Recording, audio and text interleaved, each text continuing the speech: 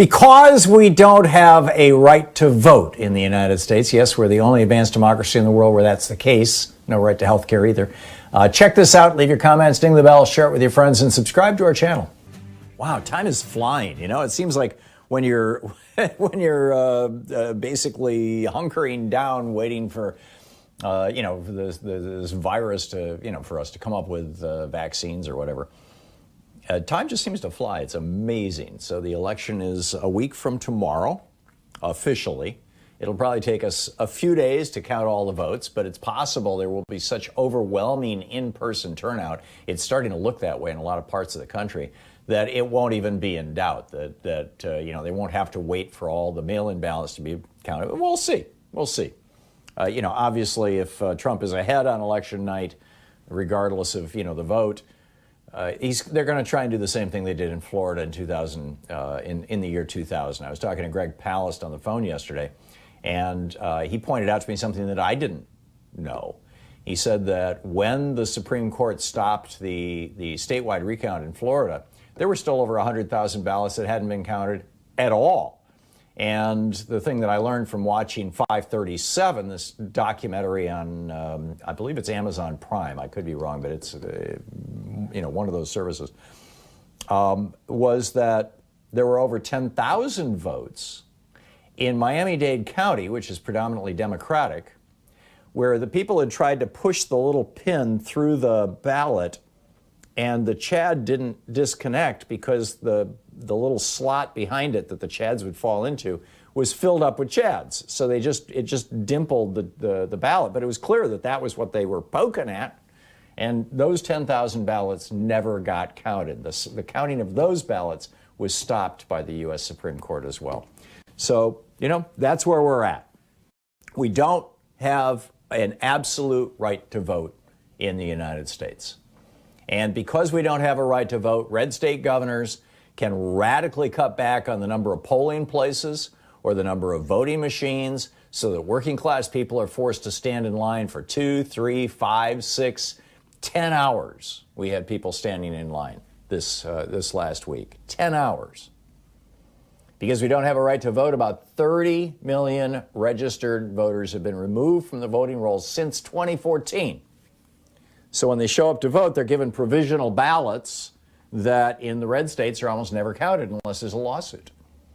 Because we don't have a right to vote, back in the 1960s, William Rehnquist organized this thing called Operation Eagle Eye in Arizona, where he would go out to Hispanic communities and Native American communities. And, he himself was a lawyer, so he'd go out dressed in a suit, a big, tall, 6-foot-plus guy, big guy. But in many cases, it was, local guys carrying weapons, even local police officers in uniform, challenging the right of Black, Hispanic, and Native Americans to vote. It was so successful that took him all the way to become Chief Justice of the U.S. Supreme Court. The Republicans loved him for this. Because we don't have a right to vote, Republican Governor Ron DeSantis of Florida has been able to prevent almost 1 million Florida citizens from voting because they owe fines or fees to the government. Because we don't have a right to vote, Louis DeJoy has been able to kneecap the post office, slowing down the mail just in time for the election, and he won't face any legal consequences. Because we don't have a right to vote, back in 2000, the election I was mentioning just a minute ago, Jeb Bush organized a program where he took a felon list from his brother. Jeb was the governor of Florida. George was the governor of Texas. George provided Jeb with a list of all the felons in Texas. Jeb with Katherine Harris, compared that list to the Florida voter list and discovered, oh my God, 90,000 people with names similar. Now, the middle names didn't match in most cases. They were different birthdays. All kinds of things were different. That didn't matter. First and last name is all they were looking at. And even then, if it was James Johnson versus Jimmy Johnson, hey, it's the same person.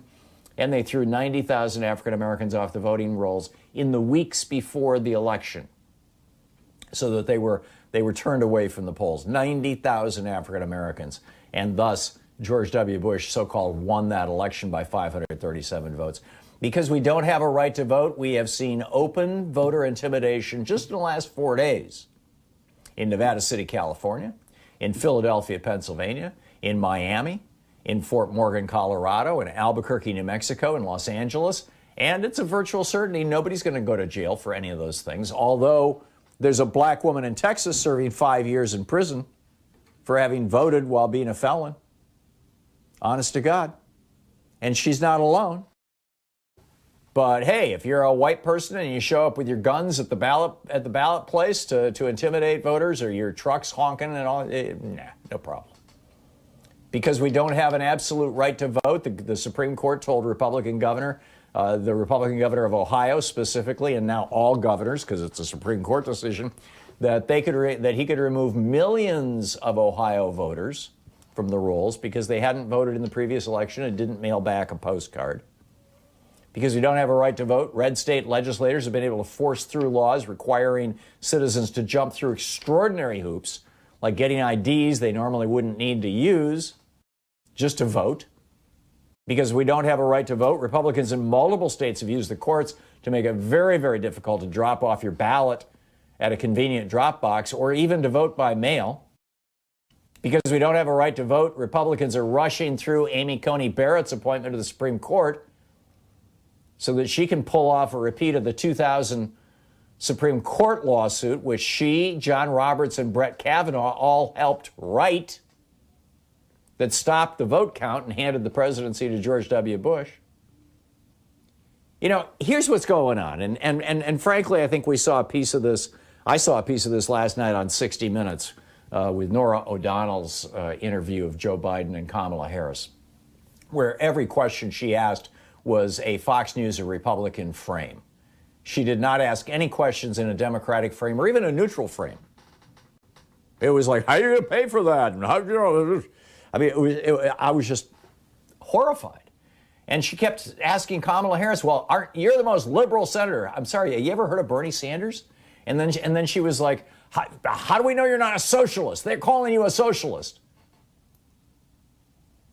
Did anybody ask Donald Trump if he's a fascist? Did I miss something?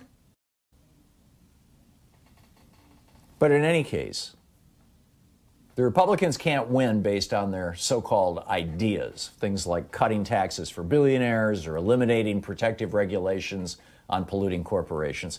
The majority of Americans don't want Medicare privatized. The majority of Americans don't want Social Security shut down or handed over to the big New York banks. The majority of Republicans don't want Obamacare destroyed.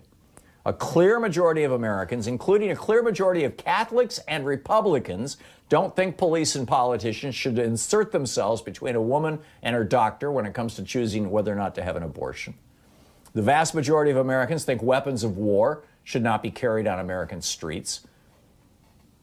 And because the vast majority of Americans disagree with all of these Republican policies, the GOP has had to resort to voter suppression and voter intimidation as their principal strategy over the last 40 years.